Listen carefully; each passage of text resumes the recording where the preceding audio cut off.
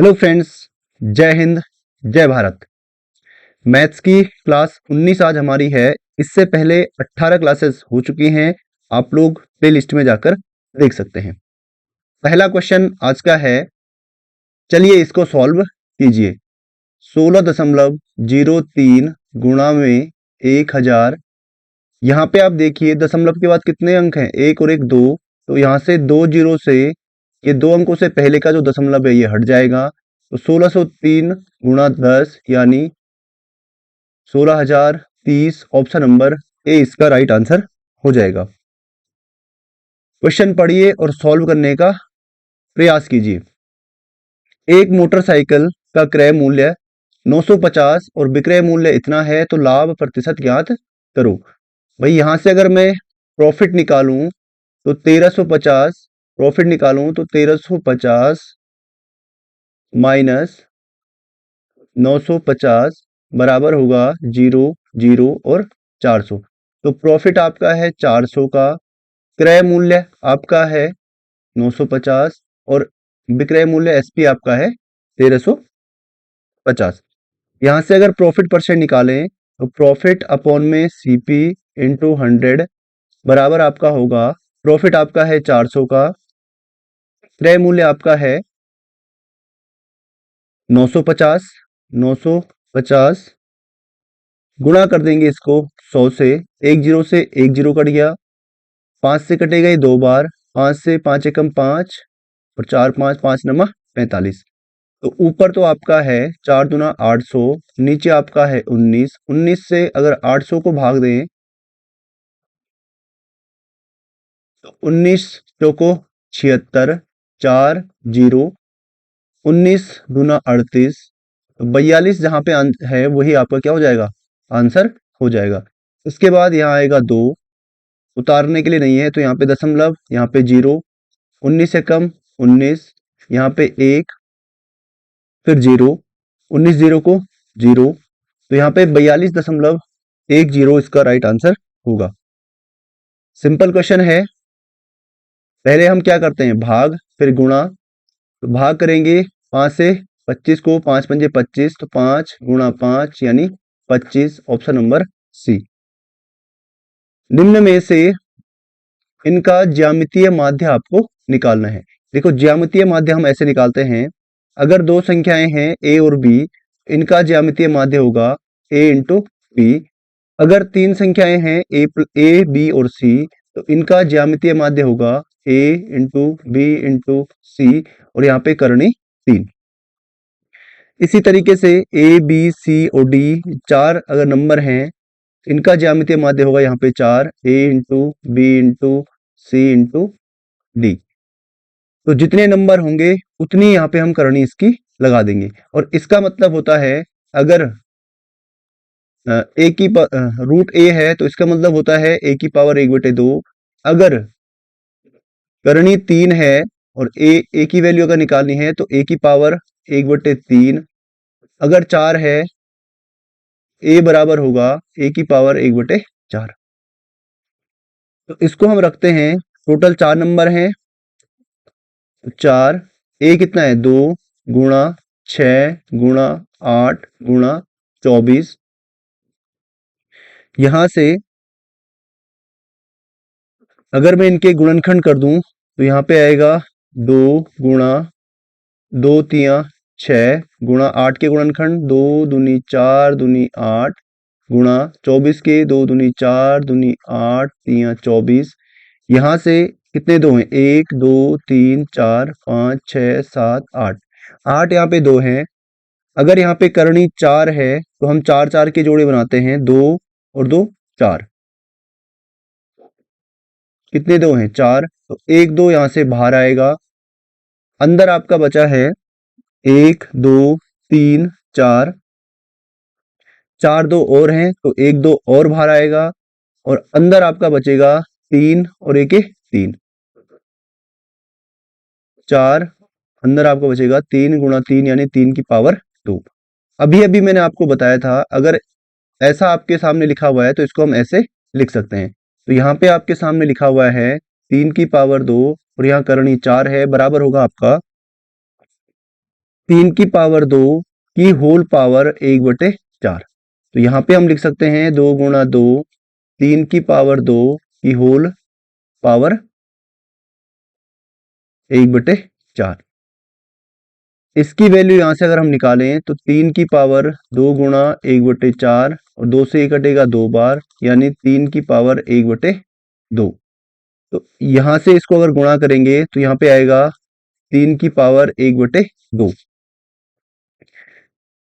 अगर हम इसको ऐसे लिखते हैं तो इसको हम ठीक इसका उल्टा भी लिख सकते हैं। तो यहाँ पे इसका जो आंसर आएगा 2 दूना 4, 3 की पावर 1/2 को हम लिख सकते हैं √3। आंसर ये आएगा, ये ऑप्शन में नहीं है। तो यहाँ से हम इसको आगे सॉल्व करेंगे। अगर 4 बाहर है और हमें इसको अंडर रूट के अंदर लेके जाना है तो ये होगा √4 का स्क्वायर अंदर जाएगा, यानी 4 गुणा 4 गुणा 3। भाई 2 4 जब अंदर थे तभी 1 4 क्या आया, बाहर आया। तो 4 चौको 16 3 48, ऑप्शन नंबर बी।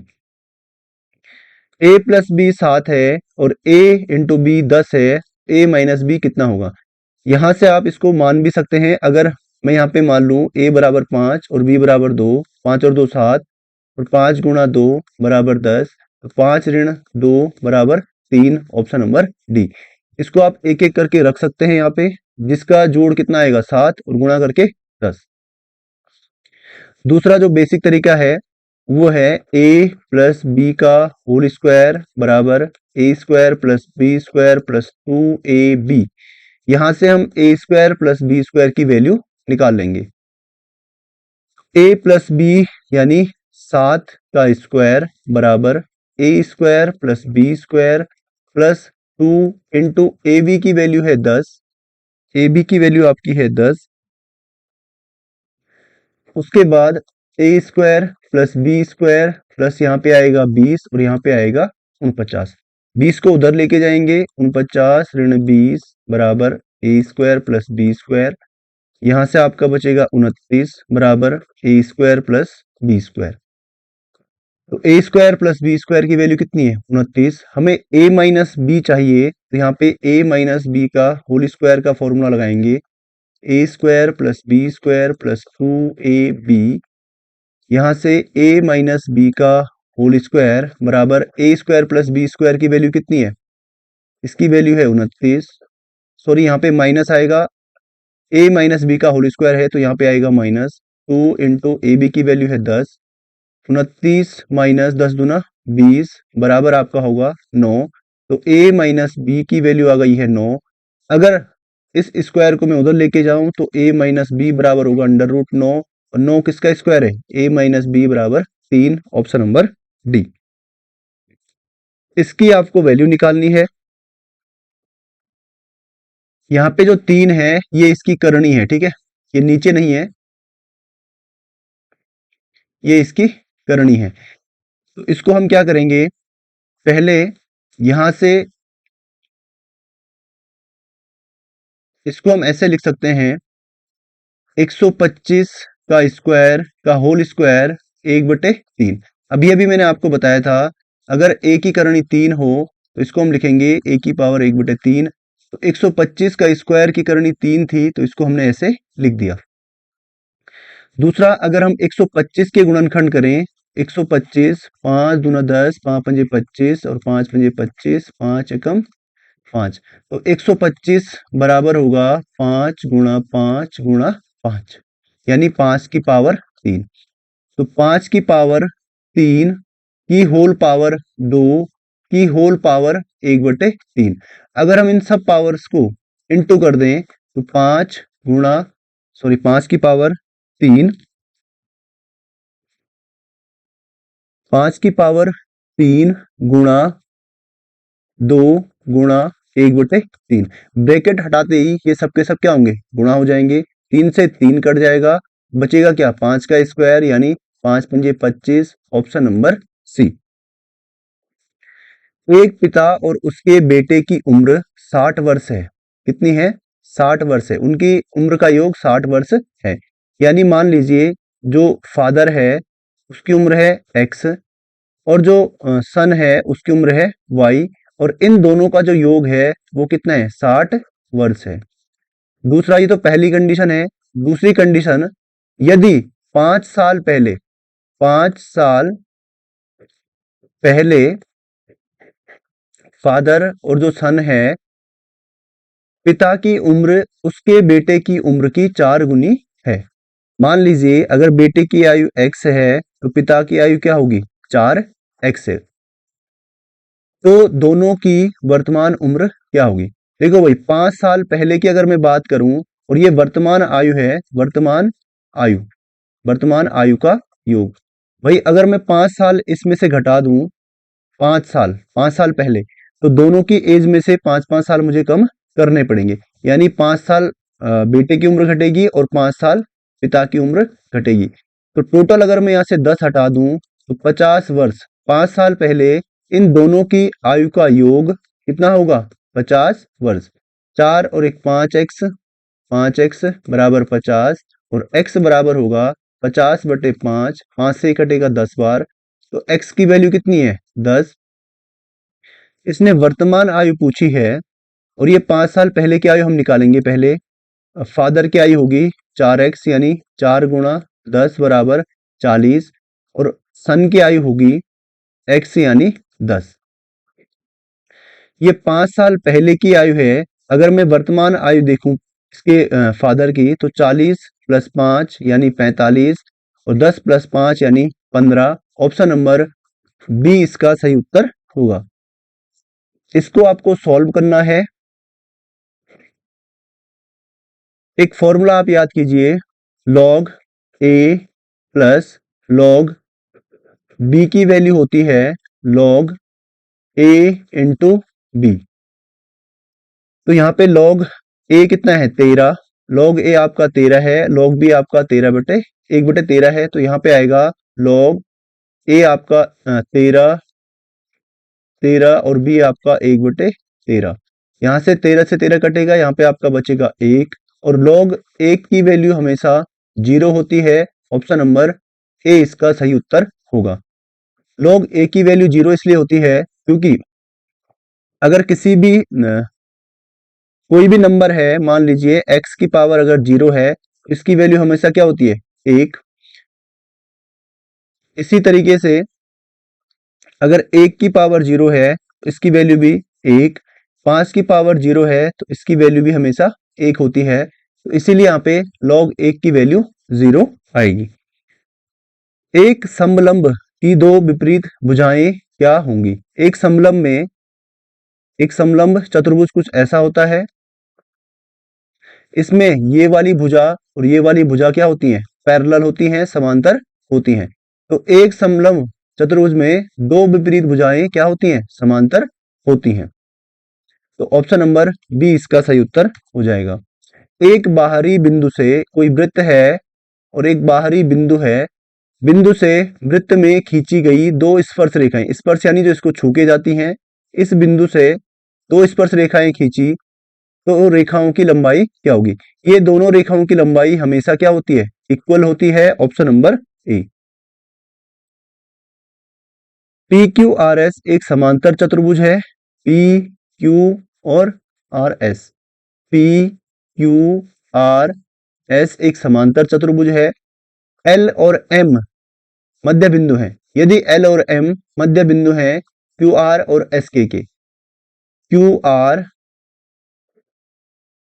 और पी एस के मध्य बिंदु हैं एल और एम।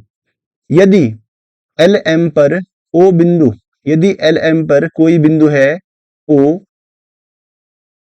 यहाँ पे कोई बिंदु है, तो ओ पी क्यू का क्षेत्रफल निकालो। अगर मैं यहाँ से इसका एक विकर्ण यहाँ से बना दूं और एक विकर्ण में यहाँ से बना दूं, तो इसका एरिया जो बटेगा, और एक यहाँ से मैं लाइन खींच दूं। इसने पूछा है, ये ओ बिंदु है, इसने पूछा है ओ पी क्यू का एरिया, इस भाग का इसने एरिया पूछा है। तो टोटल कितने पार्ट हो गए, 1 2 3 4 5 6 7 और 8। टोटल इसके 8 भाग हो गए हैं। 1/8 और हमारे पास कितने भाग हैं 1 और 2 इंटू कर देंगे 2 से 1 से कटेगा ये 4 बार 1/4 PQRS पूरे चतुर्भुज का 1/4 भाग इसका क्षेत्रफल होगा ऑप्शन नंबर बी। यदि किसी समतल पर ए और बी दो निश्चित बिंदु हैं, ए और बी दो निश्चित बिंदु हैं किसी समतल पर, पी उस समतल सतह पर कोई गतिमान बिंदु है, गतिमान बिंदु यानी चलता फिरता बिंदु है, इसको हम कहीं भी लिख सकते हैं। इस तरह से है कि पी ए, ये पी बिंदु है, ये बिंदु इस तरीके से है, जो पी ए है ये बराबर है पी बी के, पी ए बराबर है पी बी के। इसका मतलब ये कैसा त्रिभुज बना, इसकी दो भुजाएं बराबर हैं तो समद्विबाहु त्रिभुज ये बन जाएगा ऑप्शन नंबर डी। ए किसी कार्य को 24 दिन में कर सकता है, ए और बी दो लोग हैं, ए जो है 24 दिन में करता है, ए इस कार्य को 24 दिन में करता है, बी उस कार्य को कितने दिन में करेगा। इनकी जो एफिशिएंसी है बी ए से 60% ज्यादा कुशल है। जो बी है मान लीजिए अगर ए 100% कुशल है तो बी कितना है 160% कुशल होगा या 160 कुशल होगा। तो यहां से अगर मैं इनका रेशियो निकालूं तो 0 से 0 कटेगा, 5 से 2 से कटेगा ये 5 बार और 2 से कटेगा ये 8 बार। ए और बी की एफिशिएंसी का रेशियो इतना है। अगर मैं इनका टाइम का रेशियो निकालूं, टाइम का रेशियो उल्टा हो जाएगा 8:5 और यहां से आप देखिए ये टाइम है, ए 24 दिन में करता है, ए 24 दिन में करता है और उसका यहाँ पे टाइम का रेशियो कितना है 8 और 5, तो 8 की वैल्यू है, ए 8 दिन में करता है, 8 की वैल्यू है 24, 1 की वैल्यू 24/8, 8 से कटेगा 3 बार, 1 की वैल्यू 3 है, तो बी का जो टाइम है वो कितना है 5, 5 की वैल्यू कितनी होगी 5 गुणा 3 यानी 15 दिन, ऑप्शन नंबर बी। तो उम्मीद करता हूं आपको चीजें समझ में आई होंगी। वीडियो को लाइक और शेयर जरूर करना। मिलते हैं आपसे अगली वीडियो में। Signing out.